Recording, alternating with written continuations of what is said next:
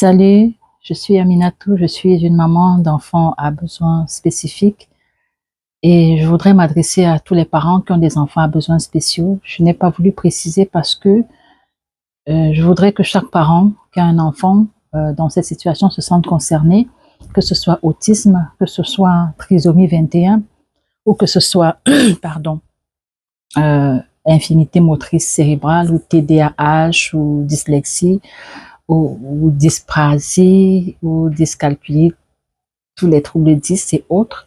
Si vous avez un enfant que vous identifiez comme étant un enfant qui a des besoins particuliers, des défis spécifiques, alors ce message est pour vous.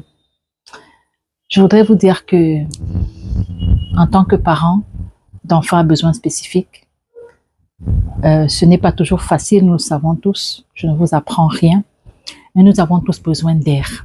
Je sais que ce n'est pas évident tous les jours, je ne vous apprends rien. Je sais qu'il y a des cas très lourds, je sais qu'il y a des cas compliqués, je sais qu'il y en a de plus légers. Je sais que, ok, le handicap est effectivement, comme l'autisme est décrit, un spectre et que chacun vit des réalités spécifiques qui lui sont propres, qui peuvent ressembler à celles d'un autre, mais chacun connaît effectivement ce qu'il vit. Et ce que je voudrais vous dire, chers parents, c'est que nous avons tous besoin d'air, ok? Nous avons besoin d'air parce que parfois, nous pouvons, si nous ne faisons pas attention, nous retrouver noyés dans le fleuve des difficultés attachées à cette situation, des défis qui sont les nôtres. Nous pouvons nous retrouver au fond de l'eau parce que nous avons manqué d'air. Toute personne qui se noie se retrouve au fond de l'eau et arrive à ne plus avoir le souffle parce que cette personne manque d'air. Et nous avons besoin d'air, A-I-R. Nous avons besoin d'air. Qu'est-ce que c'est que l'air? J'ai voulu utiliser cette image. Vous savez, nos enfants sont très visuels. Je veux utiliser cette image, ce symbole aujourd'hui pour nous encourager. Chaque parent d'enfant a besoin spécifique, a besoin d'air. A-I-R. Qu'est-ce que je mets dans R? R, c'est A, amour inconditionnel. Amour inconditionnel, pourquoi? Parce que cet enfant qui est le nôtre et qui a ses défis particuliers, ok, il n'a pas choisi d'être qui il est, il n'a pas choisi cette condition qu'il présente, alors nous avons la responsabilité et le devoir de l'aimer, mais de l'aimer de manière inconditionnelle. On ne va pas aimer nos enfants parce qu'ils sont brillants, parce qu'ils réussissent à l'école, parce qu'ils évoluent, non. On va les aimer tout simplement parce qu'ils sont nos enfants, parce qu'ils sont une partie de nous, parce qu'ils sont sortis de nous, pardon, parce qu'ils n'ont pas choisi leurs conditions. On va les aimer tout simplement parce qu'ils sont nos enfants, parce qu'ils sont une partie de nous, parce qu'ils sont nos trésors, parce qu'ils sont notre richesse, parce qu'ils sont une représentation de qui nous sommes aussi. Et cet amour, nous allons le manifester de manière inconditionnelle. Dans le A de R, il y a également l'acceptation qui est fondamentale et qui fait parfois toute la différence. L'acceptation, c'est dire, ok, où est-ce qu'on en est et qu'est-ce qu'on peut faire? Parce que parfois, on se fait une mauvaise idée de l'acceptation, on la confond à la résignation. L'acceptation, ce n'est pas la résignation. L'acceptation, c'est d'accord, voici ce qui se présente, voici où on en est, qu'est-ce qu'on fait? Qu'est-ce que je peux faire au point où on en est? Et à partir de ce moment, on va y aller avec le I, parce que directement le I va suivre qui est implication. Nous aurons besoin de nous impliquer. Cela va nous donner de l'air. Oui, ça va être difficile, oui, ça va coûter, oui, il y aura un prix à payer. Mais c'est tous ces éléments-là qui vont nous permettre d'avoir de l'air et de garder la tête au-dessus de l'eau.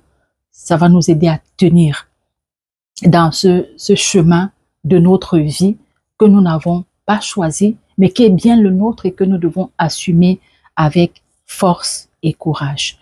R, on a dit amour inconditionnel, on a dit acceptation, on a dit implication, et maintenant à OI, je vais ajouter intentionnalité. Intentionnalité parce que il faut que je pense à un plan, qu'est-ce que je fais? Ok, on a dit acceptation, c'est voici où j'en suis maintenant, qu'est-ce que je peux faire? Une fois que j'ai trouvé ce que je peux faire, je vais choisir, c'est un choix, je vais choisir de m'impliquer. Et je ne vais pas m'impliquer en désordre, à tort et à travers ou aller dans tous les sens. Je vais le faire de manière intentionnelle. Je vais regarder quels sont les besoins de mon enfant, qu'est-ce qu'il faut faire, qui est-ce que je peux voir, vers qui est-ce que je peux aller, qu'est-ce que je peux mettre en place de manière intentionnelle. On va aider cet enfant à défricher un chemin, ok, pour son épanouissement, pour son intégration, pour sa croissance et pour son développement. Quel que soit le niveau où on en est, je dis bien quel que soit le niveau, on part toujours de quelque part, quel que soit le degré de handicap de votre enfant, on part toujours de quelque part. On va s'impliquer. On recherche de l'air pour garder la tête, garder toujours cette image en tête. On est en train de rechercher de l'air, ok, pour garder la tête au-dessus de l'eau, pour ne pas se noyer dans la difficulté. On a parlé de A, on a parlé de I, et maintenant on va parler de R. C'est quoi le R de R? Le R qui va nous aider à avoir de l'air, justement, c'est le respect. On va respecter cet enfant, on va respecter ses besoins. Ok, mon enfant est comme ça, il a un TDAH, il est autiste, il est trisomique, il a une infirmité motrice cérébrale, il a ceci, il est cela, il a une 10 de ceci ou de cela.